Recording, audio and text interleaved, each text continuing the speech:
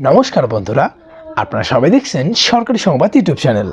বন্ধুরা, আপনাদের বাড়িতে যদি একটি জব কার্ড থেকে থাকে তাহলে কিন্তু আপনাদের জন্য একটা বিরাট বড় সুখবর রয়েছে। হ্যাঁ বন্ধুরা, এবার কিন্তু জব কার্ড থাকলেই আপনাদের ব্যাংক অ্যাকাউন্টে ঢুকতে চলেছে 10,800 টাকা।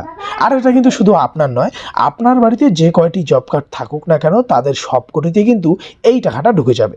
আর বন্ধুরা, শুধু জব কার্ড নয়, এর সাথে যদি আপনারা আবাস যোজনার ঘরের টাকাটা না পেয়ে থাকেন তাহলে কিন্তু সেটার টাকাও আপনাদের ব্যাংক অ্যাকাউন্টে ঢুকে চলতে চলেছে। হ্যাঁ বন্ধুরা, তো দেখুন এই বিষয়খানে হেডলাইনে বড় বড় করে বলা হয়েছে যে এইমাত্র বিরাট বড় ঘোষণা করলেন মোদিজি। জব কার্ড থাকলেই পেয়ে যাবেন 10,800 টাকা এবং প্রধানমন্ত্রী আবাস যোজনার ঘরও। তো এটার জন্য আপনার কিভাবে আবেদন করতে হবে আর কি কি ডকুমেন্টস লাগবে আর কারা কারা আবেদন করতে পারবে পুরো ডিটেলসটা আপনাদের জানিয়ে দেবো। এরই সাথে বন্ধুরা, বর্তমানে আপনারা কারা কারা 1,20,000 টাকা ঘরের টাকাটা পেতে চলেছেন, প্রথম কিস্তির টাকা কবে আপনাদের ব্যাংকে ঢুকবে, এই সমস্ত কিছু কিন্তু আজকের এই ভিডিওতে আপনাদের ডিটেলসে বলে দেবো। অবশ্যই ভিডিওটিকে শেষ পর্যন্ত দেখবেন। আর বন্ধুরা, এরই সাথে এই ধরনের দরকারি আর গুরুত্বপূর্ণ খবর যদি প্রতিদিন আপনাদের মোবাইলে পেতে চান তাহলে তো অবশ্যই ভিডিওটিকে একটি লাইক করে দেবেন। এর সঙ্গে লাল রঙের সাবস্ক্রাইব বাটনে ক্লিক করে পাশের বেল নোটিফিকেশনটা অল করে দেবেন। তো বন্ধুরা, এখানে দেখুন প্রথমেই বলা রয়েছে যে আপনার এবং আপনার পরিবারের কারো কোনো সদস্যের কাছে যদি জব কার্ড থাকে তাহলে কিন্তু আপনারা এই টাকাটা পেয়ে যাবেন।